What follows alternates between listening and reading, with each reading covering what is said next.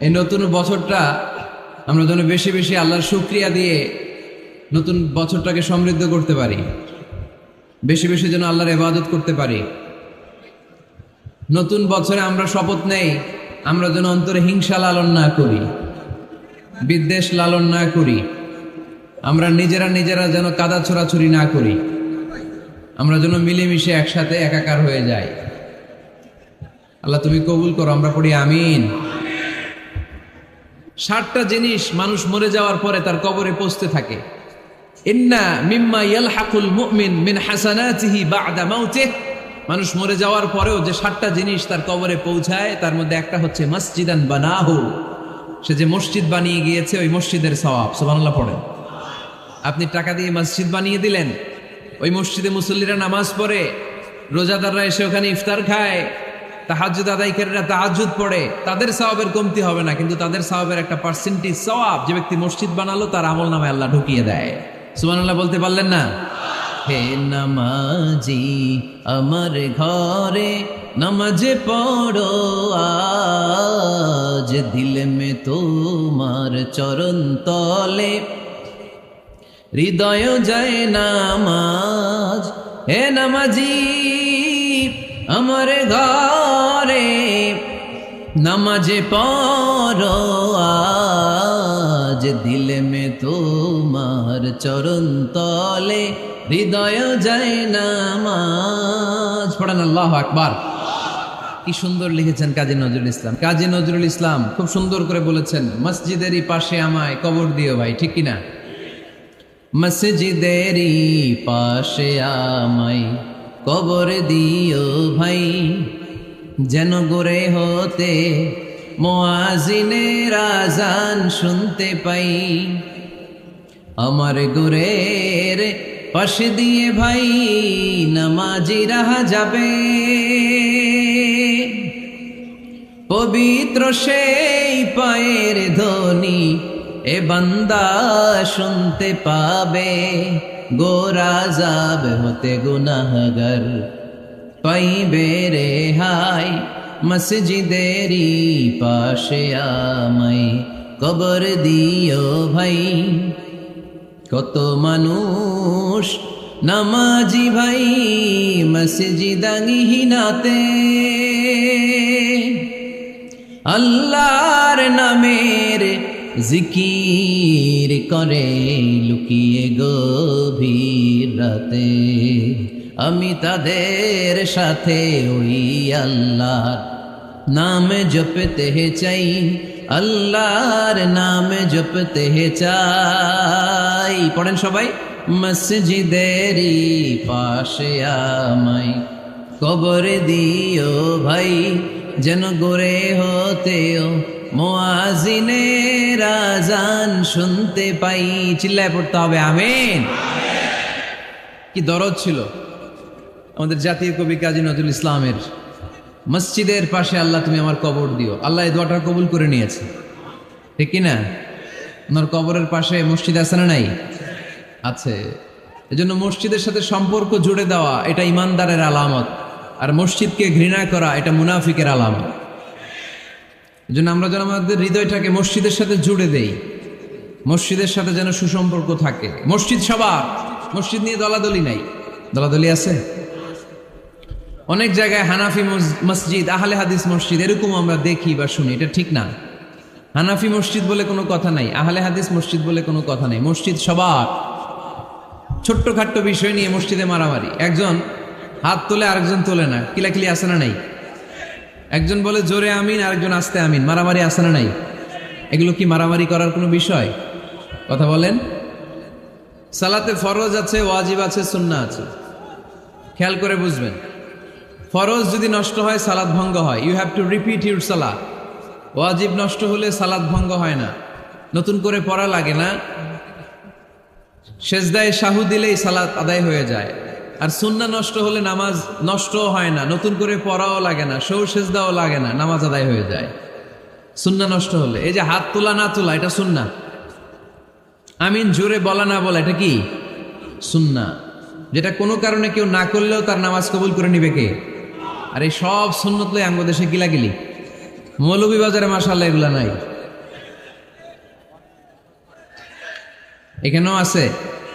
এগুলোর অবসান ঘটুক, আমরা চাই কি চাই না? আর কত এই ছোটখাটো বিষয় নিয়ে আমরা এই বিভেদের প্রাচীর আর দেয়ালকে উঁচু করবো আমাদের মাঝখানে? কবে আমরা ঐক্যের সিন্ডিকেট করব? কবে? আর কবে সাদা মনের মানুষ হব? কবে? আর কত? অনেক হয়েছে, আন্না, এবার থামেন। বিভেদের প্রাচীরকে ভেঙে চুড়িয়ে দেন। ঐক্যের এমন সিন্ডিকেট করতে হবে যাতে কোনো অপশক্তি এই ঐক্যকে ভাঙতে না পারে, বানচাল করতে না পারে। চিল্লায় বলেন ঠিক কিনা? এজন্য মিউচুয়াল রেসপেক্টের দরকার, পারস্পরিক শ্রদ্ধাবোধ সব ক্ষেত্রে, রাজনীতিতে, সামাজিক অ্যাক্টিভিটিসে আমাদের আলেম ওলামাদের মধ্যে পারস্পরিক শ্রদ্ধাবোধের দরকার। মিউচুয়াল রেসপেক্ট, কেউ কাউরে রেসপেক্ট করে না। আমি যেটা বলছি এটাই সব, বাকি সব হারাম, এরকম বলে না অনেকে? এরকম যেন না করি। তাহলে মসজিদ সবার, মসজিদ আল্লাহর হাবিব সাল্লাল্লাহু আলাইহি ওয়াসাল্লাম খ্রিস্টানদেরকে মসজিদে ঢুকতে দিয়েছেন, আর আমরা মুসলমান ভাইয়ের জন্য মসজিদে তালা ঝুলাই দেই, আছে না নাই? আল্লাহর হাবিব সাল্লাল্লাহু আলাইহি ওয়াসাল্লাম কোথাও গেলেই প্রথমে মসজিদ বানাতেন। কি বানাতেন? মসজিদ বানাতেন। মক্কা থেকে হিজরত করে মদিনায় আসলেন, কোবায় থাকলেন কয়েক সপ্তাহ। কোবা পল্লীতে তিনি মসজিদ বানালেন, মসজিদ কোবা। ওখানে প্রতি শনিবার কেউ যদি ওযু করে ওখানে যে 2 রাকাত নামাজ পড়ে, একটা কবুল উমরার সওয়াব আল্লাহ তাআলা তার আমলনামায় দিয়ে দেয়। মসজিদে কোবা বানালেন। তারপরে মদিনায় এসে মসজিদে নববী বানালেন আল্লাহর হাবিব সাল্লাল্লাহু আলাইহি ওয়াসাল্লাম, মসজিদে নববী। এটা ছিল আল্লাহ রাসূল সাল্লাল্লাহু আলাইহি ওয়াসাল্লামের বৈশিষ্ট্য। কোথাও গেলেই তিনি মসজিদ বানাতেন, মসজিদে নববী। হায় রে, এখন তো কত সুন্দর মসজিদ আমরা দেখি, আমরা যে সালাত পড়ি। আল্লাহর হাবিব সাল্লাল্লাহু আলাইহি সাল্লামের সময় মসজিদে নববী কি এরকম ছিল? কথা বলেন। ফ্লোর ছিল বালুর ফ্লোর। কিসের ফ্লোর? আমাদের মসজিদের ফ্লোর কিসের? টাইলস। আর আল্লাহ রাসূল সাল্লাল্লাহু আলাইহি ওয়াসাল্লামের মসজিদে নববীর ফ্লোর কিসের?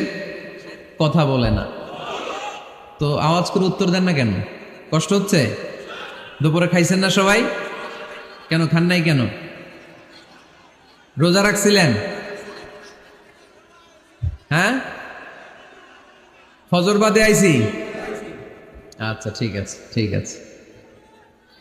আচ্ছা আচ্ছা, সাউন্ড নাই, কথা শোনা যায় না? তো এটা শুনলা কেমনে?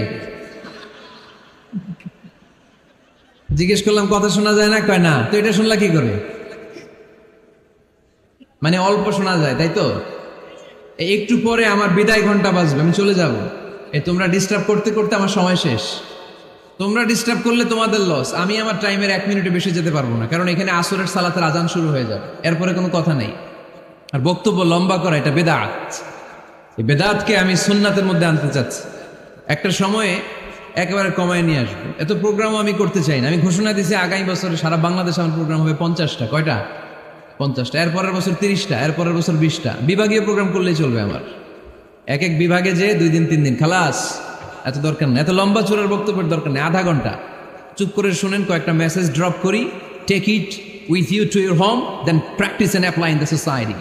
নিয়ে যান, আমল করেন, সমাজের কাজে লাগান। সমাজটা আলোকিত করে দিবে কে? খুতাবুকুম তাওয়িলা সালাওয়াতুকুম কাসীরা। আল্লাহর হাবিব সাল্লাল্লাহু আলাইহি ওয়াসাল্লাম বললেন, কিয়ামতের একটা আলামত, কিয়ামতের আগে তোমাদের বক্তব্য হয়ে যাবে লম্বা, সালাত হয়ে যাবে খাটো। সালাতের পরে তাসবিহ পড়তে চায় না লোকজন, ব্যস্ত, মহা ব্যস্ত, সুপার বিজি। কোত্থেকে আসলে এই ব্যস্ততা? আপনি রবের সাথে মুনাজাত, না যাই ইউনাজি মুনাজাত, আপনার রবের সাথে একাকী নীরবে কথা বলতে মনে চায় না আপনার? এত তাড়াহুড়ো কিসে? ধীর স্থির হন, একটু স্থির হন, একটু মনোদৈহিক প্রশান্তি অর্জনের চেষ্টা করেন। সব সময় ব্যস্ত, ধাক্কাধাক্কি, উচ্ছৃঙ্খলা, এগুলো আমাদেরকে শেষ করে দিয়েছে। এজন্য লম্বা চোরা বক্তব্য ঠিক না। বক্তব্য শুনতে আমাদের ভালো লাগে, আমল করতে ভালো লাগে না। বক্তব্যটা শেষেই সিগারেট ধরায়, আছে না নাই? মাহফিল শেষেই বিড়ি ধরায়, কয় চমৎকার ওয়াজ করছে হুজুরে। ওয়াজটা সেরকম হয়েছে, অনেক কণ্ঠ সুন্দর হুজুরের। এতদিন ইউটিউবে দেখছি, আজকে সরাসরি দেখাইছি, আছে না নাই? তো কি লাভ হয়েছে? লাভটা হয়েছে কি? এই যে মাহফিল শেষে বিড়িটা ধরাইলেন আর গেলেন, কোনো লাভ হয় নাই। এগুলো থেকে বেরিয়ে আসতে হবে। বছরের পর বছর আমাদেরকে শিখানো হয়েছে একভাবে, কেউ এই পরিবর্তনের আওয়াজ তোলে নাই। আওয়াজ আপনাকে তুলতে হবে। আওয়াজ তোলার জন্য এত মানুষ লাগে না, আপনি একাই যথেষ্ট। আপনি দাঁড়ান না সামনে, দেখবেন আপনার সামনে কেউ টিকে থাকতে পারবে না, ঠিক কিনা? কিন্তু আপনার শক্ত সিদ্ধান্ত লাগবে, পরিবর্তনের জন্য শক্ত মানসিকতা লাগবে। যে আমি পরিবর্তন করতে চাই, উই হ্যাভ টু চেঞ্জ। যুগ জামানা পাল্টে দিতে চাই না অনেকজন, এক মানুষই আনতে পারে জাতির জাগরণ। এক মানুষই বিপদকালে বাঁচায় কাফেলায়, ক্ষুদ্র ডিঙ্গি বাঁচায় জাহাজ অসীম দরিয়ায়। এজন্য আপনার শক্ত সিদ্ধান্ত পারে আপনার মৌলভীবাজারটাকে দেশের শ্রেষ্ঠ জেলা, শ্রেষ্ঠ থানা হিসেবে আল্লাহর কাছে কবুল করতে, ঠিক কিনা? এজন্য লম্বা চূড়া আলোচনা ঠিক না, ছোটখাটো অল্প কয়েকটা মেসেজ নিয়ে যেতে পারলেই that's enough. One of the minor sign before the day of judgment, your Islamic lectures will be very longer and your salah 5 times a day will be shorter. কিয়ামতের আগে বক্তব্য লম্বা, নামাজ খাটো, তাসবিহ পড়ে না, ব্যস্ত, মহাব্যস্ত। এই মহাব্যস্ততা ছাড়েন, কোরআন সুন্নাহর দিকে ফিরে আসেন। বরকত দিবে কে? বিশ্বনবীর মসজিদে নববীর ফ্লোর বালুর ফ্লোর ছিল, আমাদের ফ্লোর টাইলস। আল্লাহর হাবিব সাল্লাল্লাহু আলাইহি ওয়াসাল্লামের মসজিদে বালি নিচে, এই বালিতেই নামাজ পড়তেন। বৃষ্টি হলে কাদামাটি হয়ে যেত, কাদামাটিতেই সেজদা করতেন। সেজদা করলে কাদার মাটি আল্লাহর হাবিব সাল্লাল্লাহু আলাইহি ওয়াসাল্লামের নাকে আর কপালে লেগে যেত। তিনি সালাম ফিরিয়ে সাহাবাদের দিকে মুখ ফিরিয়ে বসলে দেখতেন প্রতিটা সাহাবীর নাকে আর কপালে কাদার মাটি মিশে আছে। তার মানে প্রিয় নবী সাল্লাল্লাহু আলাইহি ওয়াসাল্লামের মসজিদে নববী ছিল কাঁচা, কিন্তু মুসল্লি ছিল পাকা। আমাদের মসজিদগুলা হয়েছে পাকা, কিন্তু মুসল্লি কাঁচা, ঠিক কিনা? ফজরের সালাতে মানুষ নাই। ইমাম সাহেব আছেন কে কে এলাকায়? দেখি ইমাম, মসজিদের ইমাম, মাশাআল্লাহ। আপনাদের এইখানে ওই মসজিদে ফজরের নামাজে কয়েক কাতার হয়? 5 জন 6 জন? কেনে এত কম? কেনে?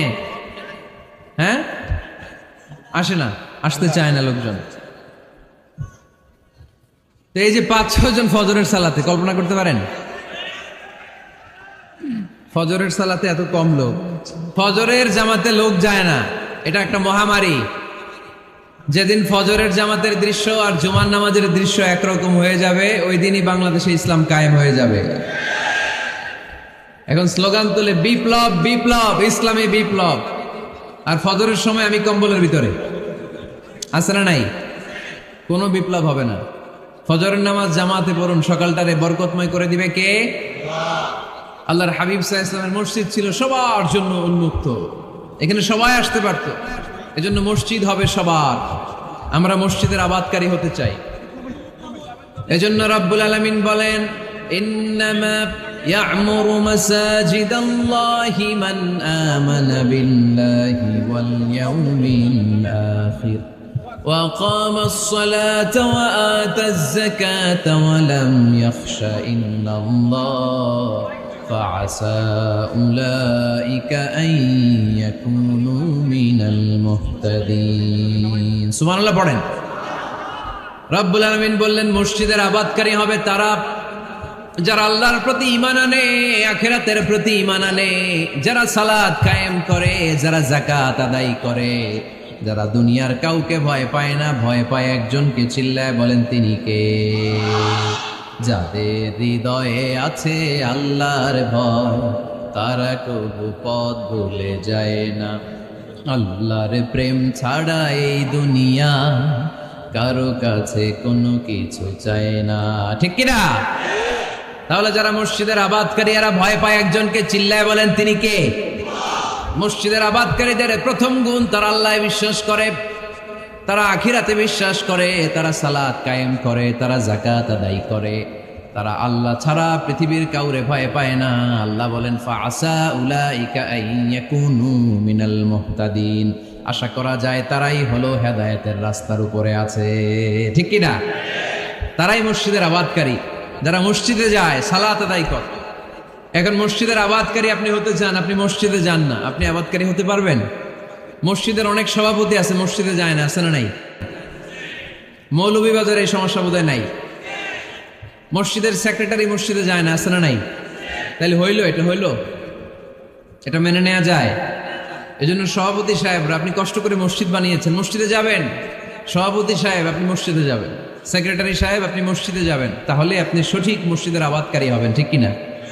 আমরা মসজিদের আবাদকারী হতে চাই ইনশাআল্লাহ। পড়েন উমরানুল মাসাজিদ। মসজিদের আবাদ কি করে করতে হয়? মসজিদ আবাদ করার 1 নাম্বার মাধ্যম হচ্ছে মসজিদ নির্মাণ করা। কি করা? নির্মাণ করা। খেয়াল করবেন, আল্লাহর হাবিব সাল্লাল্লাহু আলাইহি ওয়াসাল্লাম বলেছেন, মান বানা মসজিদান মিন মালিহি ফিদ দুনিয়া বানাল্লাহু লাহু বাইতান ফিল জান্নাহ।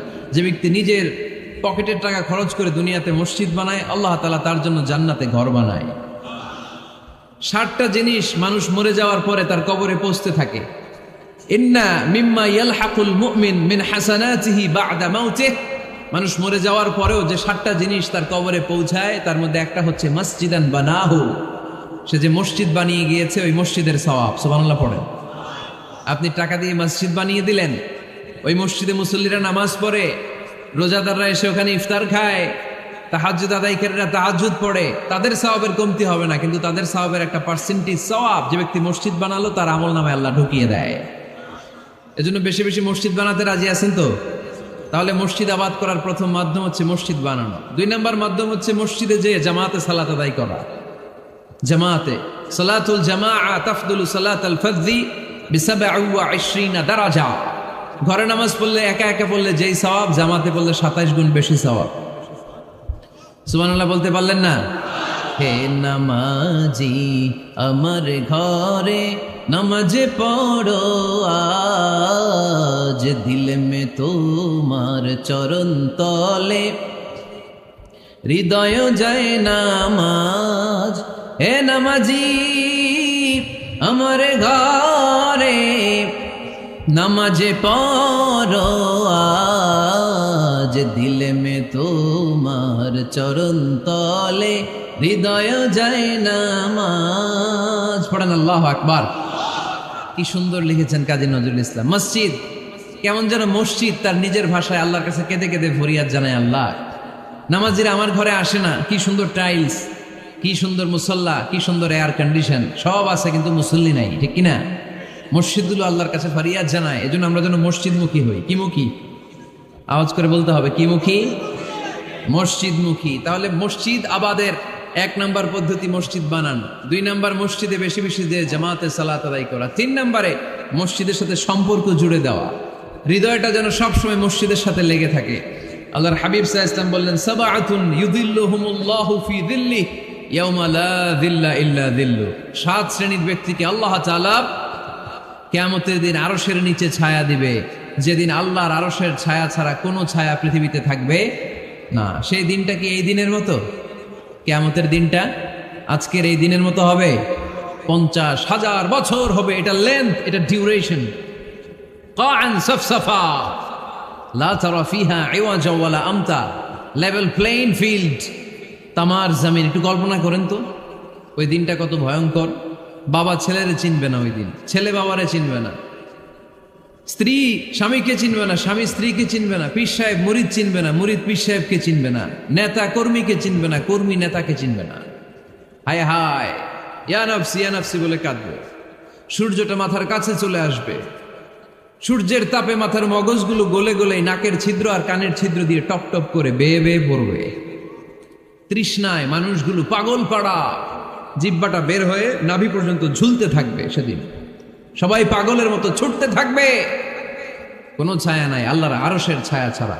আল্লাহর হাবিব বললেন 7 শ্রেণীর ব্যক্তিকে আল্লাহ তাআলা আরশের নিচে ছায়া দিবেন। এর মধ্যে 1 শ্রেণীর ব্যক্তি রাজুলুন কলবুহু মুআল্লাকুন বিল মাসাজিদ, ওই ব্যক্তি যার হৃদয়টা সবসময় আল্লাহর মসজিদের সাথে লেগে থাকে। মসজিদের সাথে যার হৃদয় লেগে থাকে তাকে আরশের নিচে ছায়া দিবে কে?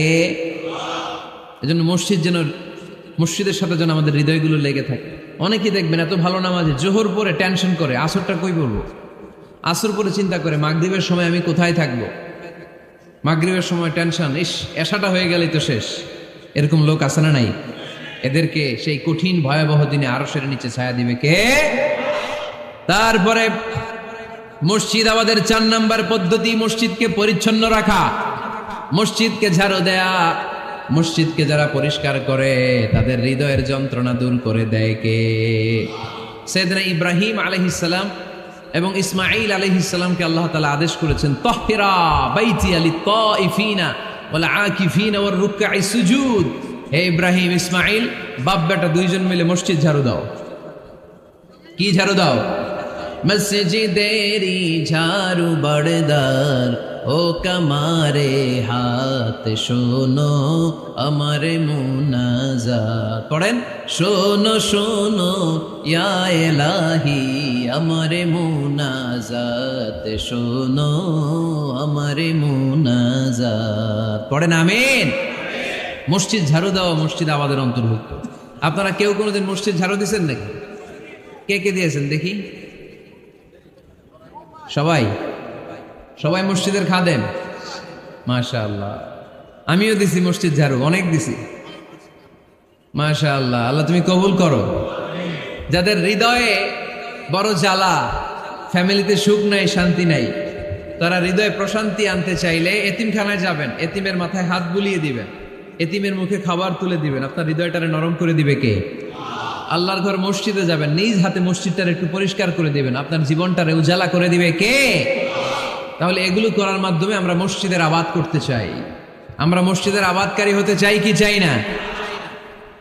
আল্লাহর ঘর মসজিদ আবাদ করার মতো শ্রেষ্ঠ কাজ পৃথিবীতে হতে পারে না। এই মসজিদের কিছু আদব আছে, আল্লাহ রাসূল সাল্লাল্লাহু আলাইহি ওয়াসাল্লাম বলেছেন এই আদবগুলো মেনটেন করে যেন আল্লাহর ঘর মসজিদের সাথে আমরা ব্যবহার করি। মসজিদের 1 নম্বর আদব হচ্ছে মসজিদে ওযুর সাথে প্রবেশ করা। কিসের সাথে?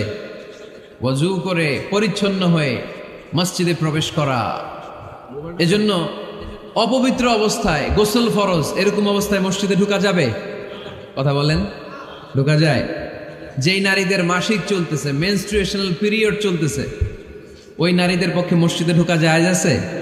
নাই। তাহলে এটা হলো 1 নম্বর আদব। মসজিদে ঢোকার সময় কি করে ঢুকবো? ওযু করে। আওয়াজ করে বলেন, কি করে ঢুকবো? ওযু করে। 2 নম্বর আদব হচ্ছে মসজিদে যাওয়ার সময় সবচেয়ে ভালো জামাটা পরে যাবে, সবচেয়ে ভালো পাঞ্জাবিটা পরে যাবে। জানতো আপনারা? না সবচেয়ে সিরাটা পরে যান? হ্যাঁ, অনেকের নামাজের জন্য একটা পুরান জামা আছে, সিরা পাড়া, এদিকে হাত উঠাইলে দিতে দেখা যায়, আছে না নাই? সবচেয়ে সিরা পাড়াটা রাখে নামাজের জন্য, কপাল পোড়া। আর সুন্নাতে খাতনার অনুষ্ঠানে গেলে মাশাআল্লাহ লেহেঙ্গা গায়ে দেওয়া যায়, আছে না নাই? না, আপনি ইবাদতের জন্য সবচেয়ে সুন্দর জামাটা রাখবেন। এজন্য রাব্বুল আলামিন বলেন, ইয়া বানি আদম খুযু যিনাতাকুম ইনদা কুল্লি মসজিদ। ও বনি আদম, তুমি যখন আল্লাহর ঘর মসজিদে ঢুকবা, ও বনি আদম, তুমি যখন নামাজের মুসল্লায় দাঁড়াবা, তোমার সবচাইতে দামি, সবচাইতে সুন্দর জামাটা গায়ে দিয়ে তুমি নামাজে দাঁড়াও। ঠিক কি না? তাহলে এখন মসজিদে যাওয়ার সময় কি গায়ে দিয়ে যাবেন বলেন? খিতা করবাইন? হ্যাঁ, মাশাআল্লাহ। হ্যাঁ, সবচেয়ে ভালো কাপড়টা আয়রন করে পারফিউম মেখে তারপরে আমরা যাব। রাজি আছেন তো? 3 নম্বর আদব হচ্ছে মসজিদে ঢোকার সময় বাম পা দিয়ে ঢুকতে হয়।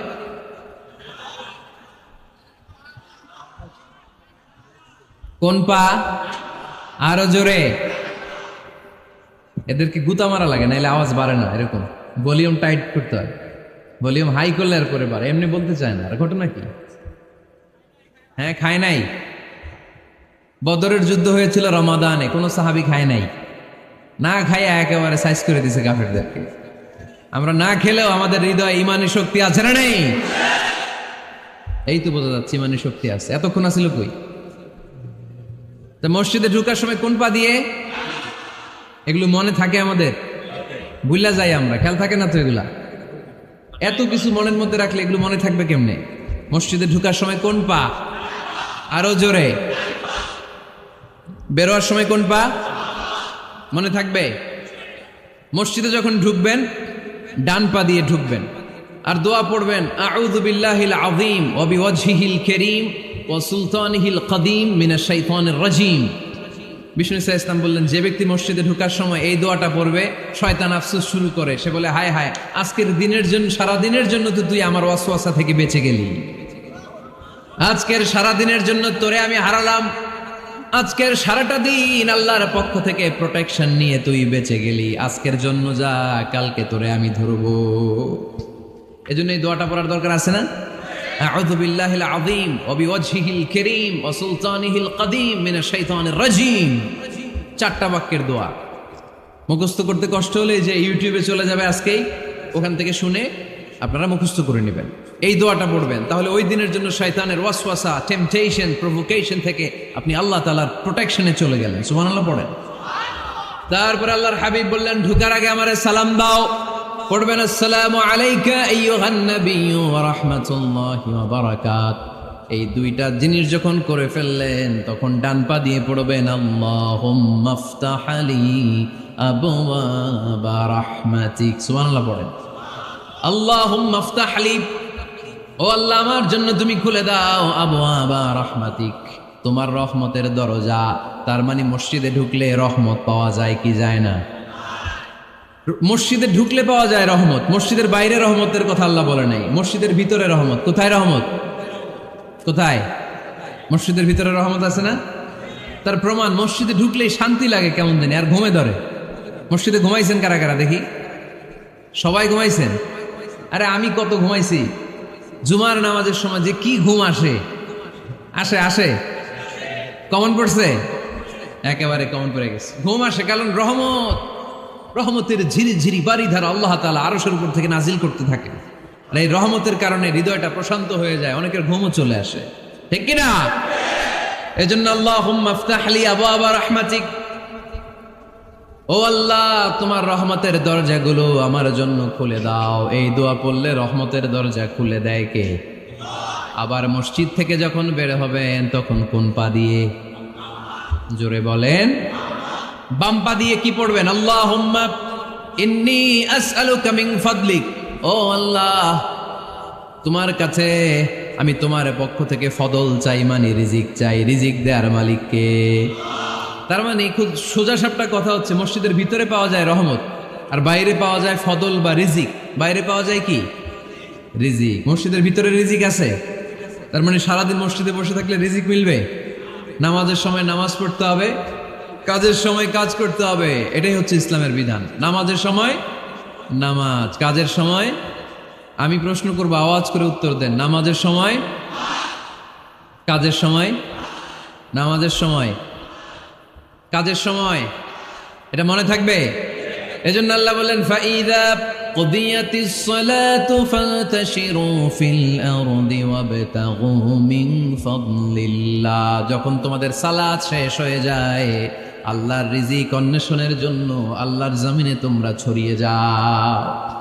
নামাজের সময় আসবেন, নামাজ শেষ বের হয়ে যান। ফান্তাশিরু ফিল আরদ, জমিনে ছড়িয়ে পড়ো।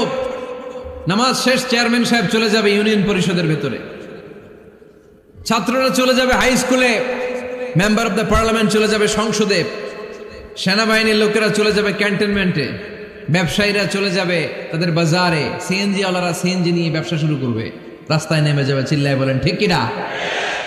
এটাই ইসলামের বিধান। নামাজের সময় নামাজ, কাজের সময়। আচ্ছা, তাহলে প্রথম সুন্নাত পেলাম, পবিত্র হয়ে ঢুকবো, ভালো জামা পরে ঢুকবো। 2 নাম্বার। 3 নাম্বার, ঢোকার সময় কোন পা? বের হওয়ার সময় 4 নাম্বার, মসজিদে ঢুকেই 2 রাকাত। মসজিদে ঢুকে কয় রাকাত পড়েন আপনারা? তাহিয়াতুল মসজিদ। মসজিদে আপনি ওয়েলকাম জানাবেন, ঢুকেই 2 রাকাত পড়বেন, ওযু করলেই 2 রাকাত। আল্লাহর হাবিব সাল্লাল্লাহু আলাইহি ওয়াসাল্লাম মসজিদে নববীতে জুমার খুতবা দিচ্ছেন। খুতবা চলাকালীন সময়ে এক সাহাবী এসে মসজিদের মধ্যে বসে পড়লেন। আল্লাহর হাবিব সাল্লাল্লাহু আলাইহি ওয়াসাল্লাম সাহাবীরে বললেন দাঁড়াও। সাহাবী দাঁড়ালেন। আল্লাহর নবী জিজ্ঞেস করলেন কেন বসে বললা? 2 রাকাত পড়ছো নাকি? সাহাবী বলে পড়ি নাই। বিশ্বনবী বললেন তাহলে তাড়াতাড়ি 2 রাকাত নামাজ পড়ে বসে যাও। সুবহানাল্লাহ পড়ো। 2 রাকাত পড়ো নাই তো পড়ো, দাঁড়াও, তারপরে বসো। দেখেন খুতবা চলাকালীন সময়ে আমাদের খতিবরা কখনো খুতবা থামায়? কথা বুঝেন নাই? জুমার খুতবা আপনারা শুনেন না? খুতবা চলতেছে, ওই মুহূর্তে ইমাম সাহেবরা কখনো খুতবা থামায়? মাঝখানে কোনো ঝামেলা হলে থামায় না। প্রথম খুতবা শেষ, বসে, তারপরে দ্বিতীয় খুতবা। খুতবার মাঝখানে কোনো থামাথামি নাই। কিন্তু আল্লাহর হাবিব সাল্লাল্লাহু আলাইহি সাল্লাম কেমন খতিব ছিলেন দেখেন। আল্লাহর হাবিব সাল্লাল্লাহু আলাইহি সাল্লামের খুতবা দেওয়ার স্টাইল এন্ড অ্যাটিটিউড এবং আমাদের খুতবা দেওয়ার স্টাইল এন্ড অ্যাটিটিউড, আল্লাহ রাসূল সাল্লাল্লাহু আলাইহি সাল্লামেরটা কত প্রাণবন্ত ছিল।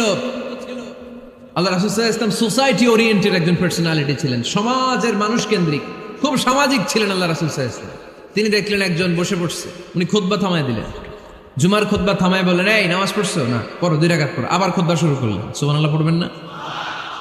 একবার তিনি খুতবা দিচ্ছেন, দেখলেন আল্লাহ রাসূল সাল্লাল্লাহু আলাইহি ওয়াসাল্লামের 2 জন নাতি হাসান আর হুসাইন রাদিয়াল্লাহু তাআলা আনহুমা, ছোট্ট মানুষ, কাতারের ভিতরে ঢুকে কোন সাহাবী টুপি টান দেয়, কারো পাগড়ি ধরে টান দেয়, একজন এদিকে দৌড় দেয়, আরেকজন ওদিকে দৌড় দেয়, মসজিদে একটা ডিস্টার্ব হচ্ছে। আল্লাহর হাবিব সাল্লাল্লাহু আলাইহি ওয়াসাল্লাম খুতবা থামিয়ে দিলেন, মিম্বার থেকে নেমে আসলেন, দুই নাতিকে দুই হাতে ধরলেন, ধরে আস্তে করে জান্নাতের এই দুই সর্দারকে নিয়ে মিম্বারের উপরে দাঁড়ালেন। এই হাতে এই নাতি, ওই হাতে আরেক নাতি। এরপর দাঁড়িয়ে দাঁড়িয়ে তিনি বাকি খুতবা দিলেন। পড়েন সুবহানাল্লাহ। কত প্রাণবন্ত খুতবা। উনিও খুতবা দিতেন, আমরাও খুতবা দেই। আল্লাহর হাবিব সাল্লাল্লাহু আলাইহি ওয়াসাল্লাম খুতবা দিচ্ছেন, এক সাহাবী এসে বলল, ইয়া রাসূলুল্লাহ, মদিনায় দুর্ভিক্ষ, বৃষ্টি নাই, আপনি বৃষ্টির দোয়া করেন। রাসূল সাল্লাল্লাহু আলাইহি ওয়াসাল্লাম খুতবা থামায় দিলেন, থামায় দিয়ে দোয়া শুরু করলেন। আল্লাহুম্মা আসকিনা গাইসান মুগীসান মারিআন মুরিআন নাফিআন গায়রা দার আজিলান গায়রা আজল। আল্লাহ, উপকারে বৃষ্টি দেন, যে বৃষ্টিতে আমাদের ফসল জন্মাবে, সবুজ ঘাস লতা পাতা জন্মাবে, আমাদের গবাদি পশুর রিজিক বাড়বে, এরকম উপকারী বৃষ্টি আমাদেরকে দিয়ে মদিনাটারে ধন্য করে দেন। বৃষ্টি শুরু হলো, জুমাবার বৃষ্টি, শনি রবি সোম মঙ্গল বুধ বৃহস্পতি শুক্র, টানা 7 দিন বৃষ্টি। এবার বৃষ্টির চোটে মদিনায় বন্যা হয়ে গেছে। এতদিনে দুর্ভিক্ষ, এতদিনে কি?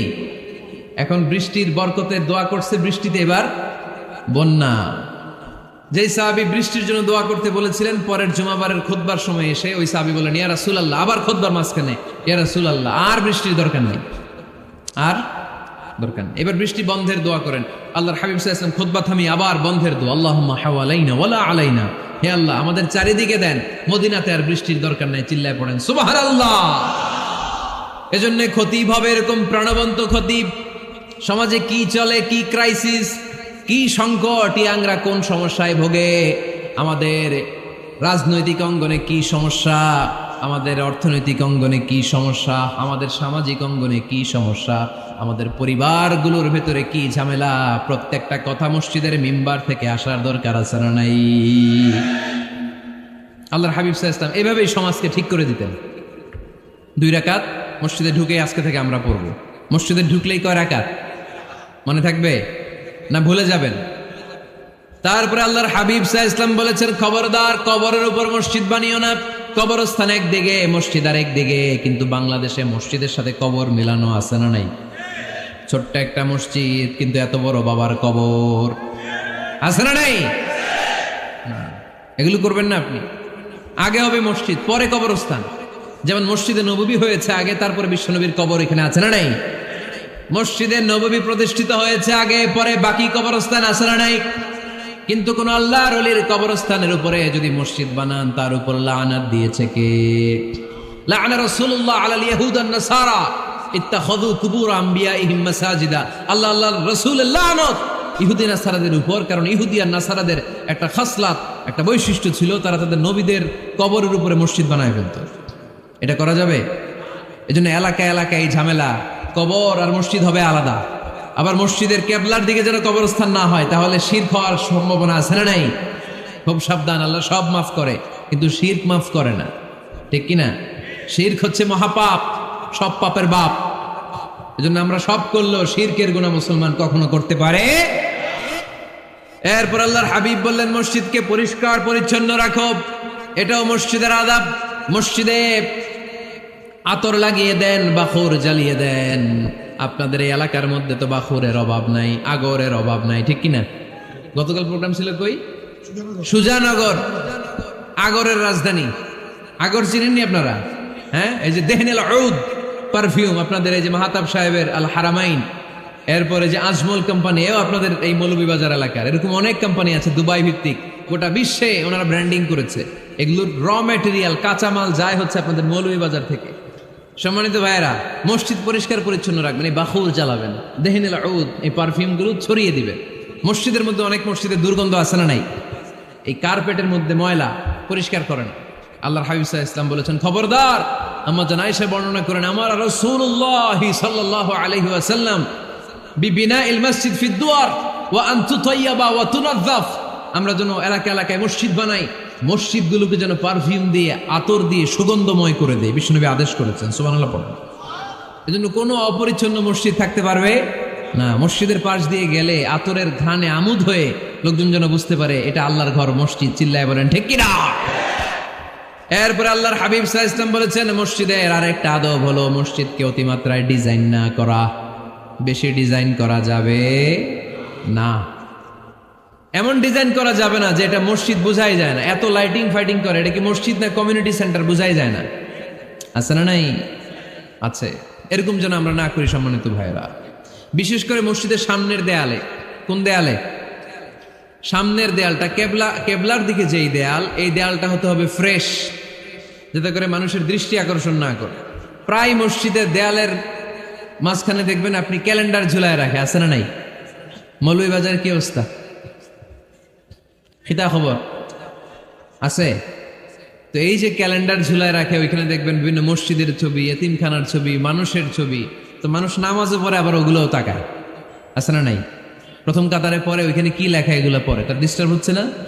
এই মুসল্লির দৃষ্টি যাতে অন্যদিকে না যায়, এটা খেয়াল রাখতে হবে। যদি পারা যায় মসজিদের সামনে কোনো ঘড়ি টড়ি চলবে না, ঘড়ি মসজিদের পেছনের দেয়ালে, সময়সূচি পেছনের দেয়ালে, সব পেছনে। সময় কয়টা বাজে ওটা ইমাম দেখলেই চলবে, ইমাম এভাবে দেখে নিবে, আপনারাও দেখে নিবেন। কিন্তু সামনের দেয়ালটা যত সিম্পল করা যায়। আল্লাহর হাবিব সাল্লাল্লাহু আলাইহি ওয়াসাল্লাম নামাজ পড়া অবস্থায় সামনে এমন কিছু রাখতেন না যেটার দ্বারা আল্লাহর হাবিব সাল্লাল্লাহু আলাইহি ওয়াসাল্লামের সালাতে মনোযোগ অন্যদিকে চলে যায়। আমরা যখন সালাত পড়ি, যদি অন্যদিকে তাকাই, ফেরেশতার মাধ্যমে আল্লাহ একটা ডাক দেয়, বলে আকবিল, এই বান্দা ফিরে আয়, তোর নজর থাকা দরকার সেজদার জায়গায়, ফিরে আয়। আপনি আবার যখন অন্যদিকে তাকান, আল্লাহ বলে ফিরে আয়, সেজদার দিকে তাকা। আপনি আবার যখন ঘড়ির দিকে তাকান, আল্লাহ বলে আকবিল, ফিরে আয়, সেজদার দিকে তাকা। আপনি যখন আবার অন্যদিকে তাকান, তখন আল্লাহ বলে লা হাজাতা লি ইলা সালাতি, তোর এই নামাজের দরকার আমার নাই। নাউজুবিল্লাহ পড়বেন না? তোর এই নামাজের দরকার আমার নাই। অজু করে কষ্ট করে যাকে খুশি করার জন্য আপনি সালাতে দাঁড়ালেন, উনি যদি বলে এই নামাজের দরকার নেই, তা কার জন্য নামাজ পড়লেন আপনি? কথা কি বুঝতে পেরেছেন? এই জন্য এলাকার গণ্যমান্য ব্যক্তিবর্গ আছে, আমাদের চেয়ারম্যান সাহেব আছে, আরো অন্যান্য বিজনেস ম্যাগনেটরা আছে, আপনারা মসজিদ যখন নির্মাণ করবেন, সামনের দেয়ালটা যত সাদামাটা হতে পারে ততই ভালো। এমনকি জায়নামাজের মধ্যে এখন কাবা ঘরের ছবি আছে না নাই? আছে না? কি মুসলমান আমরা, নিজের কাবারে নিজে লাথি মারি নামাজের আগে, মনের অজান্তে নিজের কাবাকে নিজে লাথি মারছি। এরকম জায়নামাজ ব্যবহার করা নিষেধ, চিল্লায় বলেন ঠিক কিনা? সাদা ফ্রেশ জায়নামাজ বাজারজাত করেন, আপনাদের সিদ্ধান্তই ওনাদের ব্যবসা বয়কট হয়ে যাবে। আপনারা যদি এখন থেকে মসজিদের মিনারা আর কাবা ঘরের যে প্রতিকৃতি বা ছবি, এরকম ছবি সম্বলিত জায়নামাজ কিনা বন্ধ করে দেন, এদের মার্কেট থাকবে? কথা বলেন। কালকে থেকে আমরা জায়নামাজ কেনার সময় ফ্রেশ জায়নামাজ কিনবো। কোনো মসজিদ, কোনো মিনার, আমাদের কাবা ঘরের ছবি সম্বলিত কোনো জায়নামাজ কিনা যাবে? আওয়াজ করে বলেন, যাবে? যাবে না। এগুলো হচ্ছে মসজিদের আদাব, এগুলো রক্ষা করে মসজিদে ঢোকার দরকার আছে না নাই? পৃথিবীতে 3টা মসজিদ সবচাইতে শ্রেষ্ঠ মসজিদ, কয়টা? আওয়াজ করে বলেন না। 1 নাম্বার মসজিদুল হারাম, ফাওয়াল্লু উজুহাকুম শাতরা, যেখানেই তোমরা নামাজ পড়ো না কেন মসজিদের হারামের দিকে হয়ে নামাজ পড়ো। কেবলা কোন দিকে আজকে? এদিকে, এইদিকে কেবলা। আমি যদি এদিকে হয়ে পড়ি নামাজ হবে না? হবে না কেন? কারণ কেবলামুখী হয়ে নামাজ পড়া ফরজ, চিল্লায় বলেন ঠিক কিনা? মসজিদুল হারাম পৃথিবীর প্রথম মসজিদ, ওখানে একটা ঘর আছে, ঘরটার নাম হলো কাবা। ইন্না আউওয়ালা বাইতিন উদিআ লিন-নাসি লাল্লাযী বিবাক্কাতা মুবারাকা। এই পৃথিবীর প্রথম ঘর, যেই ঘরটা স্থাপিত হয়েছে বাক্কা শহরে। বাক্কা মক্কার আগের নাম, এখন শহরের নাম মক্কা, আগে নাম ছিল কি? সবাই বলেন কি নাম ছিল? বাক্কা। এটা পৃথিবীর আদি ঘর, সব নবীদের পরশধন্য পদধূলিতে এই জায়গাটা বরকতময় হয়েছে। এটা এমন ঘর, যেই ঘরের চারদিকে 1 রাকাত নামাজ পড়লে 1 লক্ষ রাকাতের সওয়াব পাওয়া যায়। হজ উমরা করেছেন কে কে দেখি? হজ উমরা করেছেন আপনারা না? মাশাআল্লাহ। আমরা যারা করতে পারি নাই, আল্লাহ তাদেরকেও তৌফিক দাও। আমরা যেন এই কাবা ঘরে যে প্রাণ ভরে সালাত আদায় করতে পারি, আল্লাহ তৌফিক দান করো। আমরা যেন মসজিদে নববীতে যে প্রাণ ভরে সালাত পড়তে পারি, তৌফিক দান করো। আল্লাহর হাবিব সাল্লাল্লাহু আলাইহি ওয়াসাল্লামের কবরের সামনে দাঁড়িয়ে যেন আমরা প্রাণ খুলে, মন প্রাণ উজাড় করে বিশ্বনবী সাল্লাল্লাহু আলাইহি ওয়াসাল্লামকে সালাম দিতে পারি, আল্লাহ তৌফিক দান করো। এই কাবা ঘরকে কেন্দ্র করে প্রতিদিন 100টা রহমত নাজিল হয়। আওয়াজ করে বলেন কয়টা? আল্লাহর হাবিব বললেন প্রতিদিন, প্রতিনিয়ত 100টা রহমত নাজিল হতেই থাকে। 60টা রহমত তাদের উপর নাজিল হয় যারা কাবা ঘরের চারদিকে তাওয়াফ করে। 40 লিল মুসাল্লিন, বাকি 40টা নাজিল হয় যারা কাবা ঘরের পাশে নামাজ পড়ে। ওয়া 20 লিন-নাযিরিনা ইলাল কাবা, বাকি 20টা রহমত প্রতিনিয়ত নাজিল হয় যারা তাওয়াফ করে না, সালাত আদায় করে না, শুধু কাবার গিলাফের দিকে তাকিয়ে থাকে। কাবার দিকে তাকায় থাকলেই সওয়াব। সুবহানাল্লাহ পড়েন। এক রাকাতে কয় লক্ষ রাকাতের সওয়াব।